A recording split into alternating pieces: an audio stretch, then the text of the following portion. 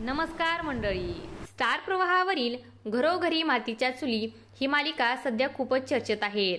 नानासाहेबांनी ऐश्वर्याचं कारस्थान सगळ्यांसमोर उघड पाडले. त्यामुळे रणदिवे कुटुंबाने तिची घरातून हक्कलपट्टी केलीये. त्यातच आता नवीन प्रोमो पाहून प्रेक्षकांना खूप मोठा धक्का बसलाय. ऐश्वर्याचे कारस्थान उघड झाल्यावर जानकी आणि ऋषिकेशने तिची रवानगी कायमची तिच्या माहेरी केली. जानकीने तिला साडी चोळी देऊन पुन्हा माझ्या घराकडे वाकडी नजर करायची नाही असं बजावलं. पण ऐश्वर्याच्या डोक्यात आता भलतंच काहीतरी शिजत आहे. मालिकेच्या पुढील भागात दाखवण्यात आलं आहे की ऐश्वर्या जानकीने दिलेली साडी जाळते आणि आता ती कुणाला सोडणार नाही असं म्हणते. ऐश्वर्या बदला घेण्याचा निश्चय करते. तर इकडे ऋषिकेश जानकीला ऐश्वर्या आणि तिच्या वडिलांबद्दल सावध करतो.